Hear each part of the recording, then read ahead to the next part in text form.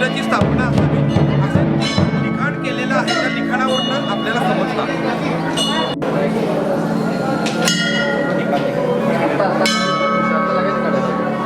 त्यांचंही काम करत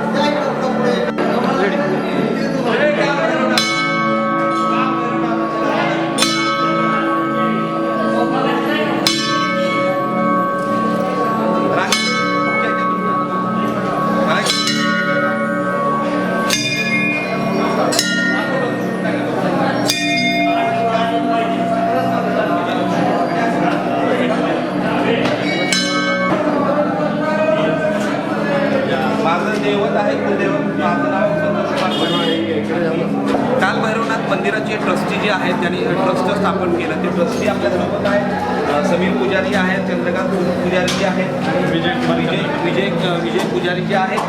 हे सगळं कशा पद्धतीनं या कालभैरवनाथ मंदिराची स्थापना झाल्यापासून या मंदिराची कशा पद्धतीने देखभाल करतात, येणाऱ्या भाविकांची कशा पद्धतीनं सोय करतात त्यांच्याकडून जाणून घेऊया. काय सांगाल तुम्ही? कालभैरवनाथचं खूप मोठं मंदिर इथं आहे. आय थिंक या जवळपासच्या जिल्ह्यामध्ये खूप मोठं प्रसिद्ध मंदिर आहे. जवळपास कुठेही कालभैरवनाथचं मंदिर नाही.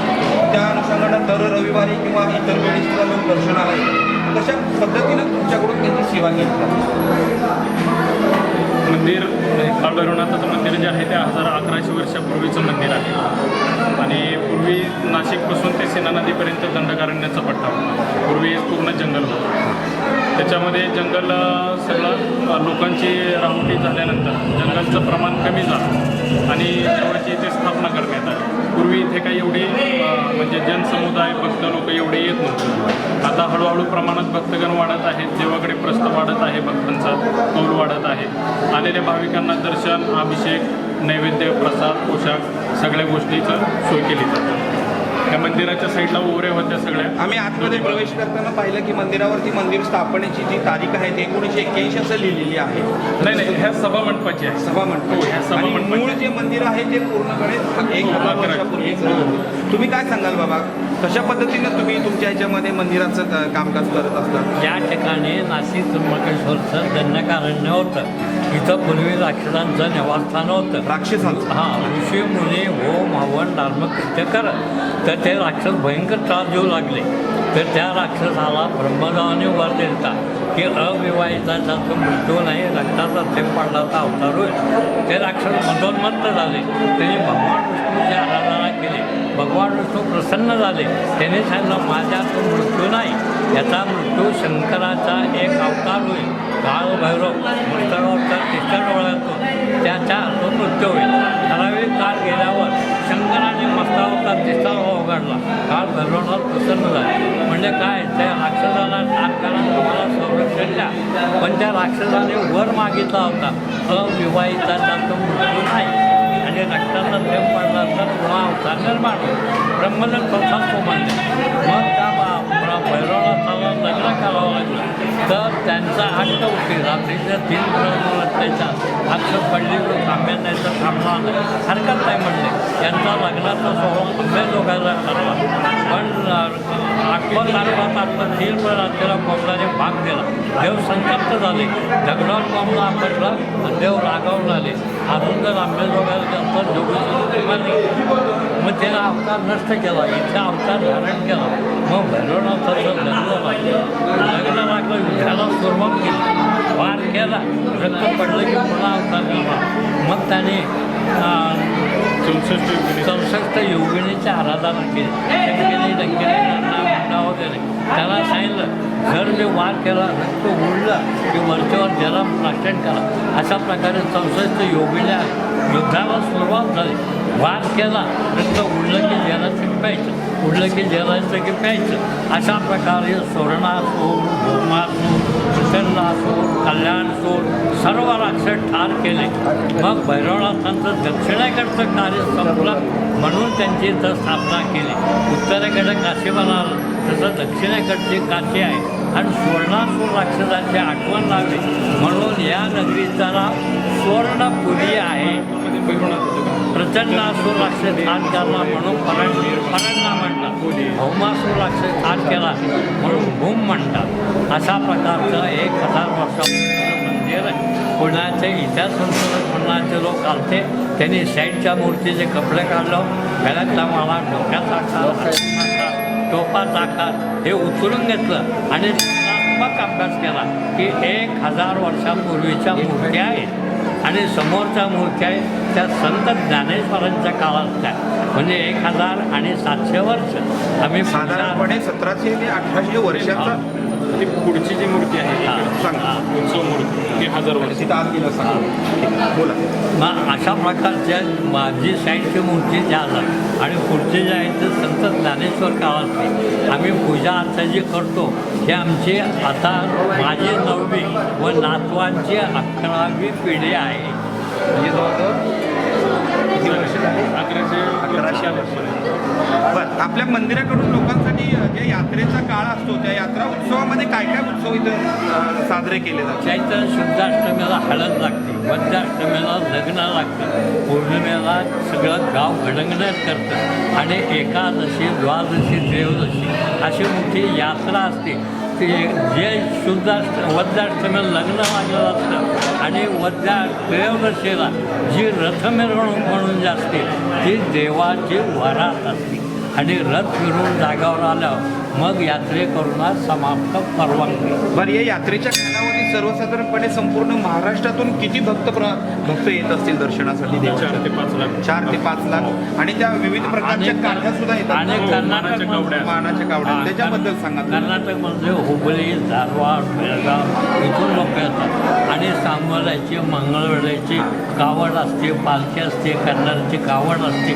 त्या मानाच्या काठ्या येतात आणि त्याच्या पद्धतीनं त्या ठिकाणी थांबतात आणि रथ निघताना पुजारी आरती घेऊन मंगळवेढ्याची कावड, कन्नडीची कावड, देवाचा घोडा, देवाचा हाती आणि सांगोल्याची अशा अशा पद्धतीने पूर्ण गावातून मिरवणूक निघते.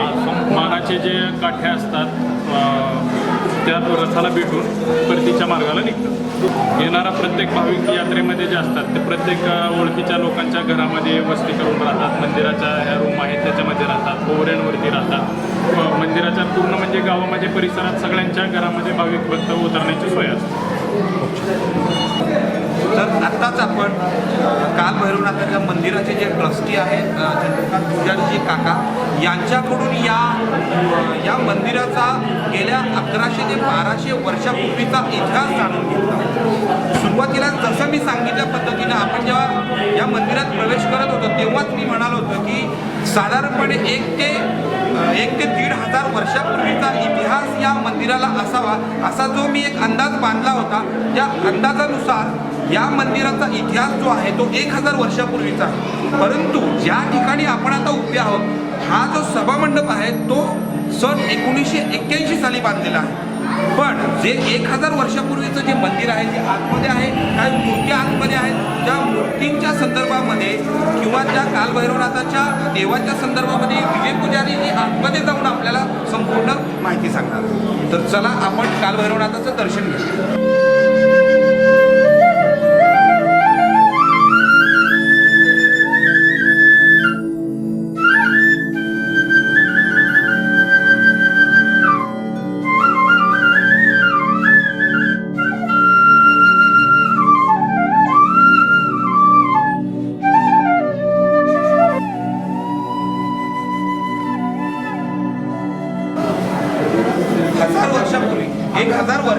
पितळेच्या धातूपासून या सुंदर कलाकृती बनवलेल्या आहेत. त्या कलाकृती बघताना आपल्या लक्षात येईल की कशा पद्धतीनं देवाच्या मूर्ती बनवलेल्या आहेत. तर एक सिंह बनवलेला आहे आणि इथे एक देवाची मूर्ती बनवलेली आहे. हे आतल्या सभामंडपातून जेव्हा आपण आतमध्ये येतो आणि जो देवाचा गाभारा आहे त्या गाभाऱ्यामध्ये जे काही खांब आहेत त्या खांबांवरती विविध प्रकारच्या मूर्त्यांनी याची सजावट केली.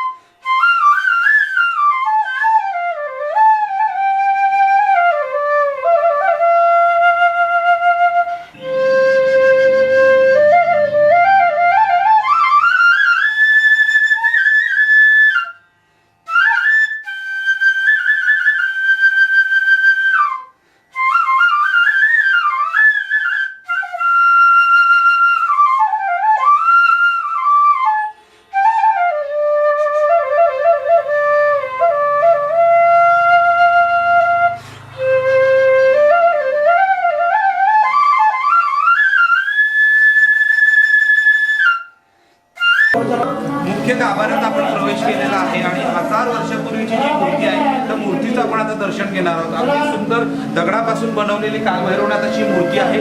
या मूर्तीचा इतिहास जो आहे तो साधारणपणे 1000 वर्षापूर्वीचा आहे. सगळ्यात अगोदर या मूर्तीची या मंदिरात स्थापना करण्यात आली. त्यानंतर मग बाहेरचा भाग आणि इतर ज्या काही गोष्टी आहेत त्या सगळ्या गोष्टींचा याच्यामध्ये समावेश करण्यात तुम्ही बघत आहात की हीच मूर्ती जी आहे ती 1000 वर्षापूर्वी 1000 वर्षापूर्वी इथं स्थापन करण्यात आली. त्या मूर्तीसोबत इथंही दुसऱ्या अजून एक मूर्ती जी आहे जी मूर्ती जी आहे ती पितळेची मूर्ती आहे. त्याला पितळेच्या धातूपासून बनवलेली मूर्ती खूप सुंदर अशा दोन्ही मूर्त्या आहेत. मूर्तींकडे बघितल्यानंतर आपल्या मनामध्ये देवाच्या बाबतीत एक भक्तिमय वातावरण निर्माण होतं. देवाच्या लांबून नमस्कार करा. देवाच्या अंगाला हात लावू नका. चला पुढं. जसा तुम्हाला काय करायचं देवदर्शन घ्यायचं. प्रत्येक आठवड्याच्या रविवारी आणि दर पौर्णिमेला या मंदिरामध्ये संपूर्ण महाराष्ट्रातून भक्त येत असतात आणि कालभैरवनाथाचं दर्शन घेत असतात. आज रविवार असल्यामुळे त्याचबरोबर सोनारी इथे सामुदायिक विवाह सोहळा होता. त्यामुळे सामुदायिक विवाह सोहळ्यामध्ये भाग घेतलेले किंवा सामुदायिक विवाह सोहळ्यामध्ये जे लोक सहभागी झाले होते ते लोक आज या मंदिरात दर्शन घेण्यासाठी आले. देवदर्शन घेऊन चला पुढं. या मूर्ती ज्या आहेत त्या 1000 वर्षापूर्वीच्या मूर्ती आहेत आणि हा जो मूर्तीचा पाषाण आहे तो पूर्ण वालुकमय पाषाण आहे. वालुकमय हो. म्हणजे वाळूपासून तयार झाला. त्याची झीज वगैरे होत असते होते ना.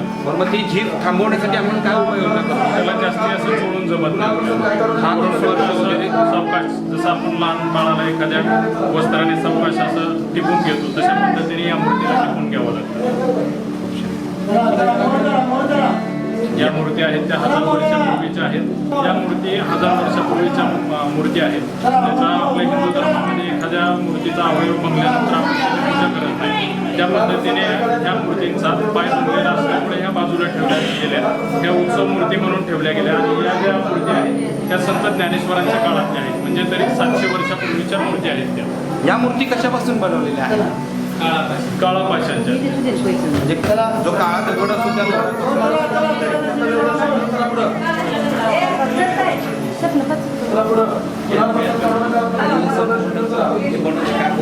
मकर आहे सिंहासन पूर्ण पितळाचं आहे. देवदर्शन घेऊन चला पुढं. चला समोरचे गर्दीचं भान घेऊन जरा पुढे जरा पटपट. पाठीमागच्या दर्शनाला पुढे यायचंय. एकटे दर्शनाला उभं राहू नका. चला देवदर्शन घ्यायचंय. आपण हेमाडपंथी हा ते आम्ही व्हॉइस ओव्हर मध्ये घेतो मागून ते सगळं शूट करायचं. आता गादीबद्दल सांगा. फक्त देवदर्शन घेऊन चला पुढं.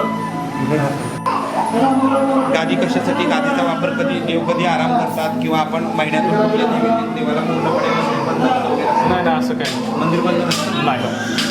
त्या देवाची काय हलवा करत हलवा हलवी काही सुद्धा नाही. फक्त शेजारती झाल्यानंतर देव इथे निद्रेला येतात.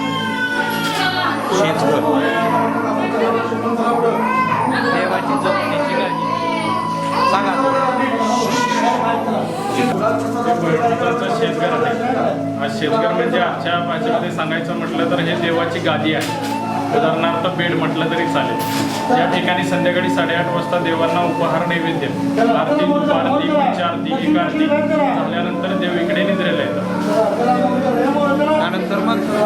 त्यानंतर 9:30 वाजता मंदिर बंद केलं जातं. ते सकाळी किती वाजेपर्यंत बंद? सकाळी 5:30 वाजता उघडलं जातं. आणि 5:30 नंतरचं पूर्णपणे दिनचर्या कशी असते ती एकच सांगा.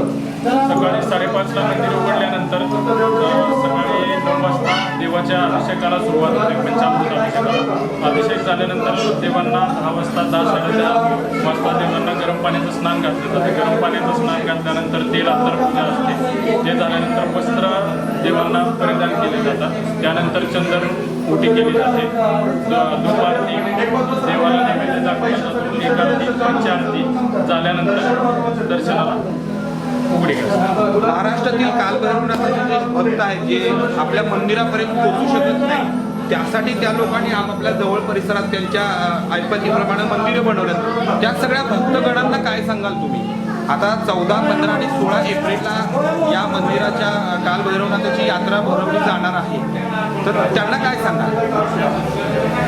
वरच्या आता प्रत्येक ठिकाणी ह्या सोनारी नंतरचे उपठिकाणं जे आहेत खरसुंडी, मसवड, कोची, वीर, मस्कोबा, अंकोली इथल्या प्रत्येक देवाची यात्रा जी आहे ती आपल्या भैरवनाथाच्या ह्या मुख्य ठिकाणाच्या यात्रेबरोबर यात्रा होत नाही.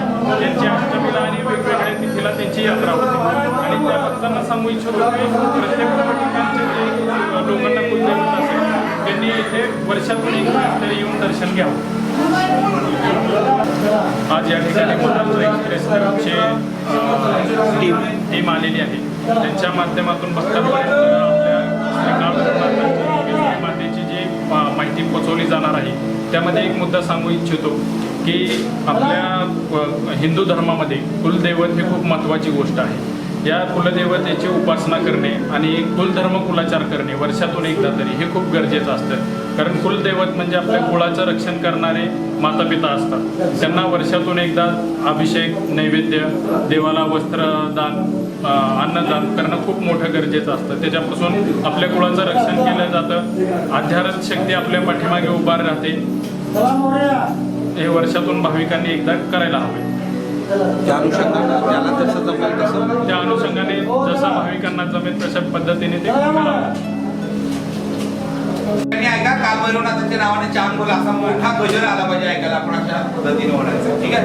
कालभैरवनाथाच्या नावानं कालभैरवनाथाच्या नावानं कालभैरवनाथाच्या नावानं. समीर पुजारीजींनी जे अत्यंत सोप्या आणि सुलभ भाषेत सांगितलं की कालभैरवनाथाच्या दर्शनाला जे भाविक येत असतात त्यांची सेवा कशा पद्धतीनं केली जाते, त्यांना कोणकोणत्या गोष्टीचं इथं उपलब्ध करून दिल्या जातात. आणि या मंदिराचा जो 1000 वर्षापूर्वीचा जो इतिहास आहे तो समीरजींनी आपल्याला सांगितलेला आहे. त्याचबरोबर कालभैरवनाथाचे जे भक्त आहेत त्यांचा महाराष्ट्रातील आराध्य दैवत जे असतं तो ज्योतिबा असेल किंवा मग तुळजाभवानीची माता असेल किंवा कालभैरवनाथ असेल, जो कुलधर्म कुलाचार म्हटला जातो त्याच पद्धतीनं हा प्रत्येक हिंदू धर्मातला रीतिरिवाज असल्यामुळे हिंदू धर्मामध्ये आपल्याला सांगितलं जातं की जसे आपण आईवडिलांची सेवा करतो, आईवडिलांची सेवा केल्यानंतर आपल्याला पुण्य मिळतं, त्याच पद्धतीनं आपल्या कुलस्वामी जो किंवा कुलदेवता असतो त्याचंही आपल्याला नामस्मरण करणं गरजेचं आहे, त्याचीही सेवा करणं गरजेचं आहे. कारण कुलदेवता जी आहे ही आपल्या कुलाची रक्षणकर्ता असते. मागे जेव्हापासून आपलं कुटुंब चालत आलेलं असतं, भविष्यामध्ये जोपर्यंत आपली पिढी मोठी होत असते त्या सर्व पिढीचं कुलदेवता ही रक्षण करणं असते.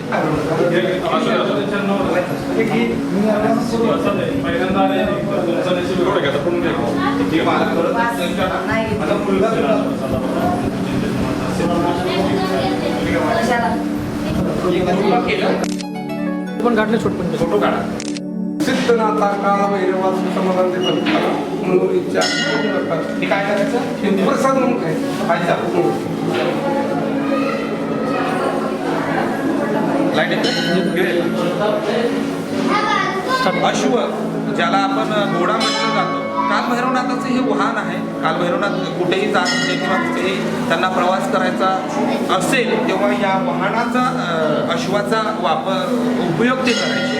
असं जसं ज्या पद्धतीनं कालभैरवनाथावरती आपली श्रद्धा असते, आपण त्याच्या चरणी विलीन होतो, पाया पडतो आणि त्याचे आशीर्वाद घेतो, त्याच पद्धतीनं याही देवाचे अश्वदेवाचे आपण पाया पडून आशीर्वाद घेऊन आपल्या सर्व गोष्टी पूर्ण करण्याची मनोकामना करू शकतो.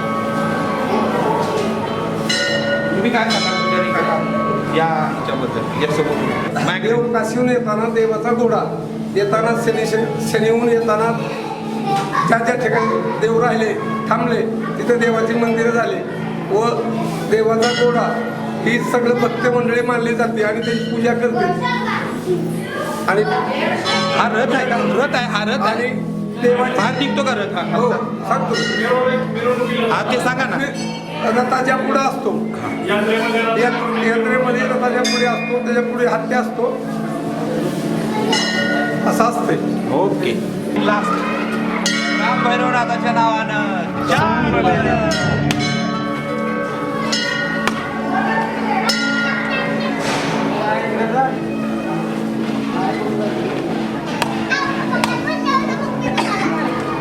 श्रीफळ हे प्रत्येक देवाच्या मूर्तीसमोर किंवा देवाला जेव्हा आपण पाया पडायला येत असतो तेव्हा नारळ फोडून आपण देवाकडे आशीर्वाद मागत असतो. इतिहासात नारळाचं काय महत्त्व आहे ते आपल्याला पुन्हा एकदा सांगण्याची काही गरज नाही, परंतु आपल्याला आपल्या हिंदू रीतिरिवाजाप्रमाणे धर्मशास्त्राप्रमाणे नारळ हा देवतांसाठी खूप शुभ मानला जातो. म्हणून कुठलंही कार्य सुरू करायच्या अगोदर आपण नारळ फोडूनच त्याच पद्धतीनं हा आता नारळ फुटलेला आहे.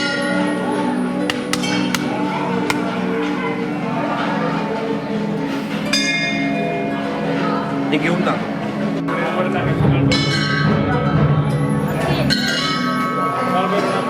गुलाल खोबऱ्याची उधळण जी म्हटली जाते ते हिंदू धर्माप्रमाणे काल भैरवनाथाला गुलाल खोबऱ्याची उधळण करून देवाचं दर्शन घेतलं जातं, शुभ कार्याची सुरुवात केली जाते.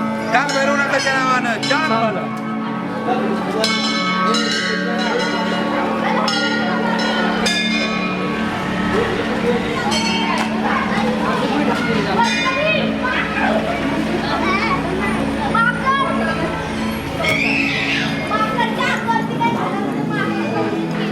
समीरजी, तुम्ही सांगितलं की त्या गुलाल खोबऱ्याची उधळण करून आपण कुठल्याही कामाची सुरुवात करतो किंवा देवाला तो एक तसं गुलाल खोबरं उधळून आपण सुरू करतो किंवा देवाचा नैवेद्य म्हणून आपण तो हे करतो. उज्जैनला जे आपलं काल भैरवनाथाचं मंदिर जे आहे, अजूनपर्यंत मी उज्जैनला गेलो नाही आहे, लवकरच जाण्याचा माझा योग येईल असं मी प्रार्थना करतो. पण मी बऱ्याच लोकांकडून ऐकलं की त्या देवाला मद्याचा नैवेद्य द्यावा लागतो. तर हे कसं काय शक्य आहे, हे करतात का किंवा काय ह्याच्यामध्ये शास्त्र? काळ भैरवनाथ हे काळाचे काळ आहेत. आजच्या परिस्थितीमध्ये सांगायचं म्हटलं तर काळ भैरवनाथांची जी पोस्ट म्हटलं जाईल तर ती आजच्या परिस्थितीची SP ची पोस्ट म्हणून काळ भैरवनाथांची जुन्या काळामध्ये देवांच्या काळामध्ये पोस्ट होती. अच्छा. तर त्या काळ भैरवनाथांच्या इथे जोगेश्वरी माता नाही आहे, ते एकटेच आहेत, त्यामुळे त्यांना तो मदिराचा नैवेद्य दाखवला जातो. अच्छा, म्हणजे अविवाहित आहे. हो, अविवाहित एकटेच असल्यामुळे त्यांना तो याच्या मागं काही हे आहे का असं ज्याला आपण म्हणू शकतो संस्कृती किंवा काय? पण मग आपण आपल्या मंदिरात तसं काही नाही करू शकतो.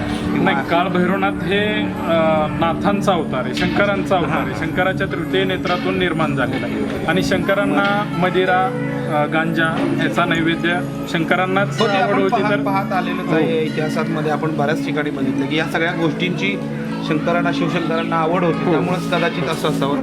तर खूप सुंदर पद्धतीनं समीरजीने सांगितलं की मदिरा प्राशन करणं हा चालत आलेला परंपरागत गोष्ट आहे, कारण शिवशंकराचंच दुसरं रूप म्हणजे काळ भैरवनाथ. त्यामुळं असंही असू शकतं की उज्जैनच्या मंदिरामध्ये त्या तांब्याच्या चांदीच्या ह्याच्यामधून काल भैरवनाथाला मदिराचा नैवेद्य दाखवला जातो.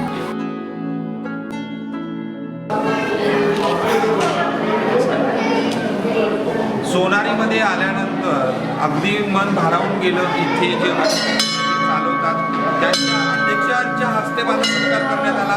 शिवाय मंदिरामध्ये सुद्धा एक श्रीफळ आणि पुष्पगुच्छ देऊन माझं स्वागत करण्यात आलं. खूप मला बरं वाटलं. आणि महाराष्ट्र एक्सप्रेस न्यूजच्या माध्यमातून आम्ही दरवर्षी हा एक नवीन प्रयोग सुरू करणार आहोत की दरवर्षी या मंदिराची यात्रेच्या संदर्भामध्ये काही गोष्टी आम्हाला लोकांपर्यंत कशा पोहोचवता येतील आणि या देवाबद्दल लोकांच्या मनामध्ये कशी श्रद्धा निर्माण होईल ही गोष्ट आम्ही इथून पुढे करणार.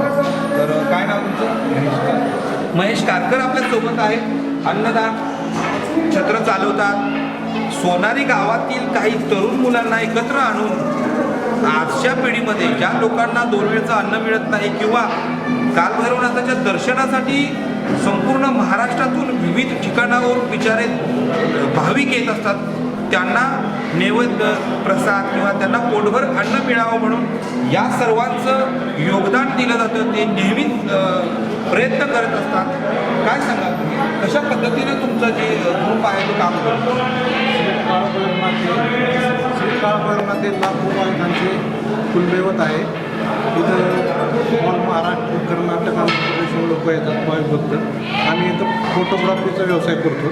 त्या व्यवसायातून आम्हाला असं जाणून आलं की येणाऱ्या भाविकांची गैरसोय होत होती जेवणाची, संडास बाथरूमची वगैरे येतात. मग आम्ही युवा पिढीने असा निर्णय घेतला की काहीतरी ह्या भाविक भक्तांसाठी आपण आपल्यातून थोडाफार वेळ देऊन त्यांची सोय करायची. मग आम्ही 22 फेब्रुवारी 2016ला आम्ही श्री भैरवनाथ जोगेश्वरी सामाजिक सेवाभावी संस्थेची स्थापना केली आणि हा उपक्रम अन्नछत्राचा चालू केला. तिथून दररोज रेगुलर हा उपक्रम चालू. आता ह्याच्या मार्फत अजून आम्ही समाज बांधवांची वगैरे बरेच उपक्रम करणार आहेत. माकडांना खायला टाकणे. बरं. कारण माकड जी आहेत सोनारीमध्ये जसं कालभैरवनाथाचं मंदिर प्रसिद्ध आहे तसं सोनारची माकडं प्रसिद्ध आहे. त्यांनाही खाऊ मिळायला पाहिजे, त्यांनाही पोटभर अन्न मिळालं. टाकतात ना सकाळी. हो येतात. मला सांगा हे अन्नछत्र तुम्ही कशा पद्धतीने चालवता? अन्नछत्र चालवण्यासाठी किंवा जे तुम्ही इथं लोकांना अन्न शिजवून देता त्याचा जो खर्च आहे तो तुम्ही कशा पद्धतीने करता? प्रथमतः आम्ही समजा मुलांमध्ये गोळा करून चालू केलं. नंतर येणाऱ्या भाविक तुमच्या इच्छेनुसार तुम्ही धान्य देता पैसे देता त्या इच्छेनुसार खर्च चालू होतो. मग साधारणपणे रोजच तुमचं हे अन्नछत्र चालू असतं. किती भाविक रोज अन्नछत्राचा लाभ घेतात? ह्या देवाचा वार रविवार आहे. रविवारी एक पौर्णिमा आहे. 2 दिवशी फुल गर्दी असते. साधारण रविवारी म्हणजे रोज अन्नछत्र चालू. परंतु दर रविवारी आणि महिन्याच्या पौर्णिमेला भाविकांची गर्दी, त्यावेळेस 1000 ते 2000 लोक भाविक येऊन इथं हे करत होतं. मला एक सांगा, जे महाराष्ट्रभर आपले कालभैरवनाथाचे भक्त विखुरलेत त्यांना काय तुम्ही सांगू? आम्ही त्यांना एकच संदेश देऊ, येणाऱ्या भाविकांची व्यवस्थित सोय करू. चैत्र शुद्धाष्टमीला देवाला हळद लागते, पौर्णिमेला देवाला गणगणार करतात, वद्याष्टमीला देवाचं लग्न लागतं आणि एकादशी, द्वादशी, त्रयोदशी हे महाराष्ट्रातील सर्व भाविक लोक दर्शनाला येतात. एकादशीला, द्वादशीला अभिषेक होतात, महानैवेद्य होतात आणि त्रयोदशीला अभिषेक आणि महानैवेद्य होऊन दुपारी 2 वाजता भैरवनाथाच्या लग्नानंतर जी काही आपण वरात मिरवतो ते रथामधून वरात काढतात. प्रथम पुजारी, नंतर घोडा, नंतर कन्नाचे कावड, नंतर सांगोलीची काठी अशा प्रकारचा आणि मागून देवाचा रथ अशा प्रकारची भव्य मिरवणूक संपूर्ण गावाभोवताली येतात. ती मिरवणूक जाग्यावर आल्यानंतर मग भक्त लोकांना जाण्याची परवानगी. 15, 16 एप्रिलला यावं. मराठी महिन्यात चैत्र वद्य एकादशी, द्वादशी, त्रयोदशी हनुमान जयंती झाला. कारण तात्विक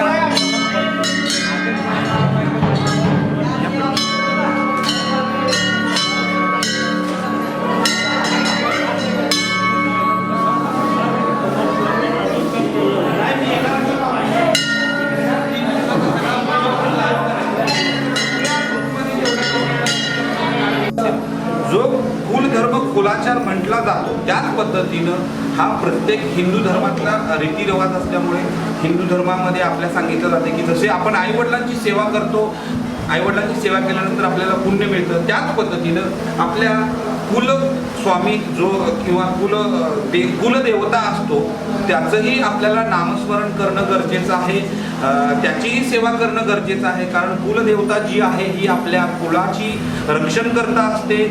मागे जेव्हापासून आपलं कुटुंब चालत आलेलं असतं, भविष्यामध्ये जोपर्यंत आपली पिढी मोठी होत असते त्या सर्व पिढीचं कुलदेवता ही रक्षण करणं असते. व्हिडिओ जर्नलिस्ट गौतम खंडागळेसह मी संतोष कुमार पाटील, महाराष्ट्र एक्सप्रेस न्यूज, सोनार.